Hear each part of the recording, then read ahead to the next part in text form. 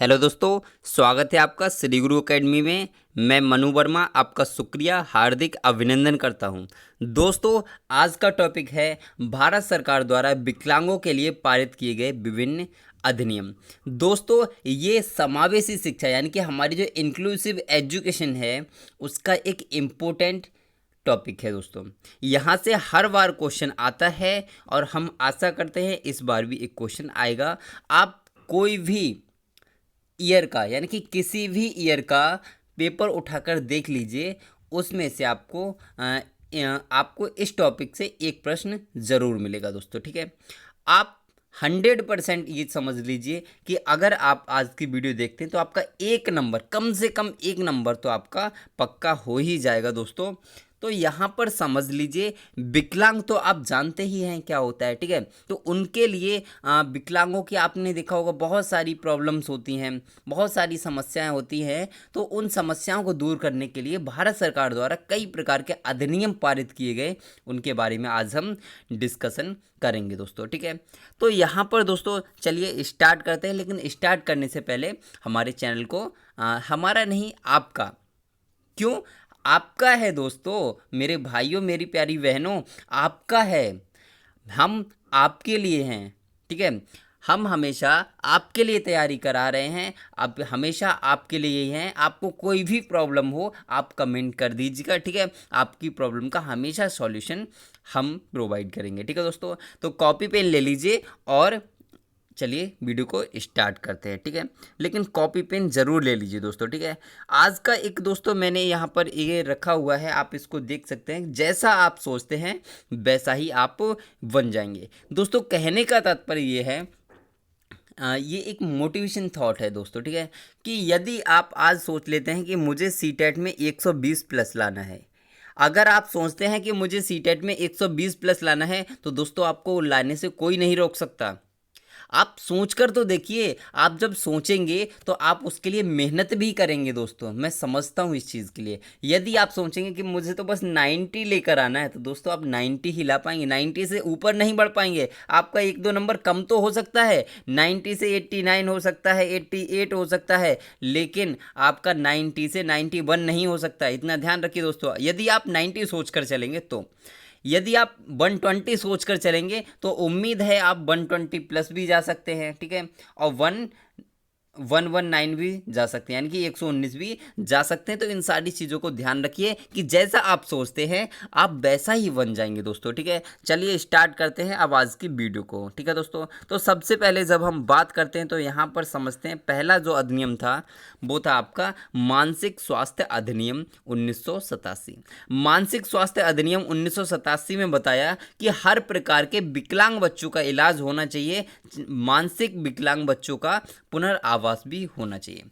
एक अधिनियम पारित हुआ था, मानसिक स्वास्थ्य अधिनियम। कब पारित हुआ था? तो 1987 में, यानी कि 1987 में पारित हुआ। इसमें बताया गया कि हर प्रकार के विकलांग बच्चों का इलाज होना चाहिए, चाहे वो आंशिक रूप से विकलांग हो, चाहे पूर्ण रूप से विकलांग हो, चाहे हैंडीकैप हो, चाहे आँखों से विकलांग हो, चाहे कानों से विकलांग हो, चाहे हाथों से विकलांग हो, चाहे पैर से विकलांग हो, मतलब किसी भी तरीके का विकलांग होना चाहिए, उन सब का इलाज होना चाहिए। ये बताया गया किसके द्वारा? मानसिक स्वास्थ्य अधिनियम 1987 के द्वारा। ठीक है, नेक्स्ट इन्होंने बताया कि मानसिक विकलांग बच्चों का पुनर्वास भी होना चाहिए। जो बच्चे मानसिक रूप से विकलांग हैं उनका क्या होना चाहिए? पुनर्वास होना चाहिए। उनके रहने की भी व्यवस्था वहीं पर होनी चाहिए, ये भी बताया गया। लेकिन दोस्तों इसके साथ भी मैं आपको एक इम्पोर्टेंट फैक्ट बताना चाहूँगा कि आज की डेट में आप किसी से भी विकलांग मत कहिए। भारत सरकार ने उनके विकलांग कहने पर उनको कुछ अजीब सा फील होता है अलग तरीके से, तो उन्हें विकलांग हटा दिया है विकलांग शब्द के लिए, और उसके साथ क्या जोड़ा है दोस्तों? दिव्यांग। क्या जोड़ा है? दिव्यांग। आज की डेट में दिव्यांग कहा जाता है दोस्तों, विकलांग नहीं कहा जाता, दिव्यांग कहा जाता है। यानी कि उनको, उनके अंदर कमी नहीं है। सरकार ने ये बताने का प्रयास किया उनके अंदर कमी नहीं है, उनके लिए दिव्यांग यानी कि दिव्य अंग दिए गए हैं, कुछ अलग तरीके से अंग दिए गए हैं। तो इस चीज़ को आप समझिए। दूसरा अधिनियम था दोस्तों भारतीय पुनर्वास परिषद अधिनियम 1992, जिसे हम क्या कहते हैं, RCI 1992, ठीक है। इसमें क्या था दोस्तों, जो विकलांग थे यानी कि जो मानसिक रूप से विकलांग थे, उनके पुनर्आवास की बात कही गई थी भारतीय पुनर्आवास परिषद अधिनियम 1992, जिसका बताया गया था 1987 में। आपको पता है कि बताया गया था कि विकलांग बच्चों का पुनर्आवास होना चाहिए। उसी को अधिनियम मानकर एक अधिनियम बनाया गया, भारतीय पुनर्आवास परिषद अधिनियम 1992, ठीक है दोस्तों। अब चलते हैं अगले अधिनियम पर। ये बहुत ही इंपॉर्टेंट है, यहाँ से कई बार क्वेश्चन आ चुका है दोस्तों, ठीक है। विकलांग व्यक्ति अधिनियम 1995, विकलांग व्यक्ति अधिनियम 1995 की यदि हम बात करते हैं तो इस अधिनियम में 7 प्रकार की निर्योग्यताएं शामिल की गई थी। निर्योग्यताओं का मतलब होता है कि किस प्रकार से बच्चा विकलांग हो सकता है, किस किस कैटेगरी में, ठीक है। तो ये निर्योग्यताएं होती हैं। पहला, इन्होंने जो अंधापन था, इन्होंने अंधापन बताया कि ये विकलांग होते हैं, माना गया इनके लिए, ठीक है। अल्प दृष्टि, जिन्हें कम दिखाई देता है, उनके लिए भी विकलांग माना गया दोस्तों, ठीक है। श्रवण बाधित, जिनके सुनने में समस्या है, उनको भी विकलांग माना गया। गामक बाधक, यानी कि उनके शरीर में किसी भी प्रकार की समस्या है तो वो भी क्या है, विकलांग बताया गया। और निवारक योग कुष्ठ रोग, यानी कि जो कुष्ठ रोगी होते हैं, आपने देखा होगा, आप अधिकांशतर आपको कुष्ठ रोगी मिल जाएंगे भीख मांगते हुए, या फिर आपको सबसे ज़्यादा देखना है तो आप कहीं भी गंगा स्नान अगर करने जाते हैं तो वहाँ आपको बहुत सारे कुष्ठ रोगी मिल जाएंगे। नेक्स्ट है मानसिक मंदता, यानी कि मानसिक रूप से अगर कोई कमज़ोर है तो उसे भी विकलांग की श्रेणी में रखा गया। और मानसिक बीमारी यदि किसी को है तो वो भी आपका विकलांग व्यक्ति अधिनियम 1995 के द्वारा उन्हें विकलांग बताया गया दोस्तों, ठीक है। तो ध्यान रखेंगे, इंपॉर्टेंट पॉइंट है कि विकलांग व्यक्ति अधिनियम 1995 के द्वारा कितने प्रकार की अक्षमताओं को बताया गया, तो आप ध्यान रखेंगे ये 7 प्रकार की निर्योग्यताओं को बताया गया था, ठीक है दोस्तों। अब चलते हैं नेक्स्ट, राष्ट्रीय न्याय अधिनियम 1999। राष्ट्रीय न्याय अधिनियम 1999 क्या था कि इसमें 2 और विकलांगताएं शामिल की गई दोस्तों। इससे पहले जो आपका ये वाला अधिनियम था, विकलांग व्यक्ति अधिनियम 1995, इसमें क्या था कि 7 प्रकार की निर्योग्यताएं बताई गई थी। लेकिन आपका जो राष्ट्रीय न्याय अधिनियम 1999 आया, उसमें क्या हुआ, उसमें 2 और निर्योग्यताएं शामिल कर दी गई। पहली कौन सी, आत्मविश्वास में कमी वाले बच्चे और मानसिक पक्षाघात वाले बच्चे। आत्मविश्वास में कमी, कुछ बच्चे आपने देखे होंगे, मतलब आत्मविश्वास में कमी होती है, मतलब किसी भी बात को कहना चाहते हैं लेकिन कह नहीं पाते, पूर्ण रूप से अपने आप से संतुष्ट नहीं हो पाते कि ये सही है या नहीं है। हालांकि उन्हें पता होगा, आपने टीचिंग पर गए ही होंगे, आपने बीएड किया होगा या आपने बीटीसी किया होगा, तो आप टीचिंग पर गए होंगे, वहाँ आपने देखा होगा कुछ बच्चे ऐसे होते हैं जिन्हें पता होता है आंसर। यदि आप उनसे क्वेश्चन पूछते हैं तो उन्हें आंसर पता होता है लेकिन वो बता नहीं पाते, बहुत मतलब झिझकते रहते हैं, उनमें आत्मविश्वास नहीं होता कि ये सही होगा या गलत होगा, इस प्रकार से समायोजन नहीं कर पाते। तो इस प्रकार के बच्चे भी राष्ट्रीय न्याय अधिकरण 1999 के द्वारा विकलांग में शामिल किया गया, ठीक है।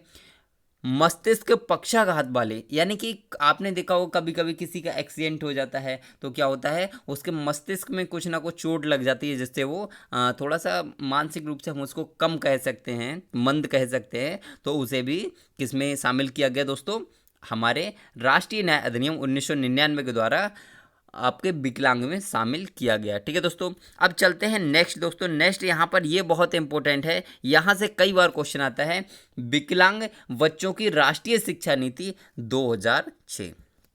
ये बहुत इंपॉर्टेंट है, यहाँ से कई बार क्वेश्चन आता है कि विकलांग बच्चों की राष्ट्रीय शिक्षा नीति 2006 10 फरवरी 2006 को लागू हुई। कब लागू हुई दोस्तों, क्वेश्चन यहीं से आता है कि विकलांग बच्चों की राष्ट्रीय शिक्षा नीति कब लागू हुई, तो आपका होगा 10 फरवरी 2006, 10 फरवरी 2006 को लागू हुई। दूसरी चीज़, आयु 6 से 18 वर्ष कर दी गई दोस्तों। आपने देखा था, आपने पहले क्या होता था कि जो बच्चों की पढ़ने की आयु थी, बच्चे की पढ़ने की आयु 6 से कितनी थी, 14 वर्ष थी। लेकिन विकलांग बच्चों की राष्ट्रीय शिक्षा नीति के द्वारा कहा गया कि बच्चों की जो पढ़ने की आयु है, फ्री एजुकेशन की जो आयु है, वो 6 से 14 वर्ष नहीं है दोस्तों, 6 से 18 वर्ष है। उन्हें कुछ एक्स्ट्रा भी देना चाहिए, इसीलिए उन्हें 4 साल एक्स्ट्रा कर दिया गया, 6 से 18 वर्ष कर दिया गया, ठीक है। अपंग बच्चों की शिक्षा में 3% आरक्षण दिया गया। यानी कि कहीं पर भी अगर बच्चे जाते हैं अपंग वाले, यानी कि जो विकलांग होते हैं, उन्हें क्या होना चाहिए, 3% अलग से रिजर्वेशन होना चाहिए, उनका आरक्षण होना चाहिए दोस्तों, ठीक है। क्योंकि दोस्तों उन्हें भी हर प्रकार का अधिकार होना चाहिए, आप समझते हैं इस चीज़ को भली भांति, ठीक है। तो उन्हें भी हर प्रकार का अधिकार चाहिए, वो भी इंसान है, खाना उन्हें भी खाना है, जीवन उन्हें भी जीना है। बस क्या है, उनको थोड़ी सी प्रॉब्लम है, तो उनका प्रॉब्लम का सॉल्यूशन सरकार देख रही है, ठीक है। नेक्स्ट, अंतर्राष्ट्रीय विकलांग दिवस। ये क्वेश्चन आता है दोस्तों कई बार कि अंतर्राष्ट्रीय विकलांग दिवस कब मनाया जाता है, तो आपको वो 3 दिसंबर को, यानी कि 3 दिसंबर को अंतर्राष्ट्रीय विकलांग दिवस मनाया जाता है दोस्तों, ठीक है। नेक्स्ट हम बात करते हैं राष्ट्रीय मानसिक विकलांग संस्थान कहाँ है, तो आपको वो सिकंदराबाद दोस्तों, आंध्र प्रदेश के सिकंदराबाद में राष्ट्रीय मानसिक विकलांग संस्थान स्थापित है। ये क्वेश्चन बहुत बार आता है, ये 2 क्वेश्चन तो आपको भूलने ही नहीं है दोस्तों, ठीक है। कौन कौन से, अंतर्राष्ट्रीय विकलांग दिवस कब मनाया जाता है, तो आप कहोगे 3 दिसंबर के लिए, और राष्ट्रीय मानसिक विकलांग संस्थान कहाँ है, तो आप कहोगे सिकंदराबाद में है, हैदराबाद, ठीक है। आप इसको ध्यान रखोगे। तो मानसिक बच्चों की राष्ट्रीय शिक्षा नीति 2006 को आप बहुत अच्छे से पढ़ लेंगे और यहाँ से क्वेश्चन बनने की पूरी संभावना होती है दोस्तों, ठीक है। अब दोस्तों नेक्स्ट हम चलते हैं यहाँ पर विकलांग बच्चों की नई राष्ट्रीय शिक्षा नीति 2016। दोस्तों अगर वीडियो अच्छी लग रही हो तो लाइक और शेयर कर दीजिए, और अपने दोस्तों, अपने भाइयों, अपने प्यारी बहनों के लिए शेयर कर दीजिए, ठीक है दोस्तों। नेक्स्ट हम बात करते हैं कि विकलांग बच्चों की नई शिक्षा नीति 2016। आपने देखा था इससे पहले 2006 में हुआ था, 6 के बाद में 10 साल बाद जो शिक्षा नीति बनी विकलांग बच्चों की, वो 2016 में बनी, ठीक है। इसमें क्या हुआ कि यह 15 जून 2017 से लागू हुई। दोस्तों क्वेश्चन यहीं से आता है कि विकलांग बच्चों की नई शिक्षा नीति कब बनी, तो आपका वो 2016 में, कब लागू हुई, तो आपका वो 15 जून 2017 को लागू हुई। किसकी अध्यक्षता में लागू हुई, तो आपका वो सुधा कौल की अध्यक्षता वाली समिति की सिफारिशों पर सामाजिक न्याय एवं अधिकारिता मंत्रालय के तहत तैयार की गई। दोस्तों इसको ध्यान रखेंगे, बहुत ही इंपॉर्टेंट पॉइंट है, ठीक है दोस्तों। यहाँ से क्वेश्चन बनता है, क्या क्वेश्चन बनेगा, विकलांग बच्चों की राष्ट्रीय नई शिक्षा नीति कब लागू हुई, तो आपको 2016 में, कब बनी, तो आपको 2016 में, कब लागू हुई, तो 15 जून 2017 से, और किसकी अध्यक्षता में लागू हुई, तो आपको सुधा कौल की अध्यक्षता वाली समिति की सिफारिश पर सामाजिक न्याय एवं अधिकारिता मंत्रालय के तहत तैयार किया गया था इसे, ठीक है। इसमें 21 प्रकार की विकलांगता को शामिल किया गया था दोस्तों। जो पहला मैंने बताया था आपको अधिनियम, उसमें 7 प्रकार की नियोक्ताएं थीं, फिर 2 प्रकार की अगले में बढ़ा दी थी, लेकिन इसमें 2016 वाले में 21 प्रकार की विकलांगताओं को शामिल कर दिया गया दोस्तों, जिससे हमारे जो विकलांग बच्चे हैं उनको सुविधाओं का लाभ मिल सके और वो अधिक से अधिक प्रगति कर सके अपने आने वाले समय में दोस्तों, ठीक है। दोस्तों वीडियो अच्छी लग रही हो तो लाइक शेयर करते रहिए दोस्तों। यहाँ पर एक इम्पोर्टेंट दोस्तों यहाँ पर चीज़ मैंने ली है, आप इसको देख सकते हो कि यहाँ पर दोस्तों ध्यान रखिए, खुश रहो लेकिन कभी संतुष्ट मत रहो। खुश रहो लेकिन कभी संतुष्ट मत रहो दोस्तों। इसका कहने का मतलब मेरा ये था, बस आपसे कहने का मतलब सिर्फ छोटा सा ये था कि दोस्तों यदि मान लीजिए आप इस बार सीटेट में 120 स्कोर कर जाते हैं, 120 स्कोर कर जाते हैं, तो दोस्तों खुश हो जाइए लेकिन संतुष्ट मत रहिए कि मुझे 120 आ गए, बहुत है यार, ऐसा थोड़ी होता है, ऐसा कुछ भी नहीं है। अगर 120 आ गए तो नेक्स्ट टाइम दोस्तों हमें क्या लाना है, 130 टारगेट बना लिए कि हमें नेक्स्ट टाइम 130 लेकर आना है। कहने का तात्पर्य ये था कि कभी भी खुश तो रहो लेकिन संतुष्ट मत रहो। इस चीज़ को आप ध्यान रखिए दोस्तों, ठीक है। तो दोस्तों वीडियो कैसी लगी कमेंट करके ज़रूर बताइए, और अच्छी लगी हो तो लाइक शेयर सब्सक्राइब और बेल आइकन को प्रेस कर लीजिए। तो बस आपसे फिर लास्ट टाइम यही कहना चाहूँगा कि खुश रहिए, मस्त रहिए और तैयारी करते रहिए। तो ठीक है दोस्तों, बाय बाय।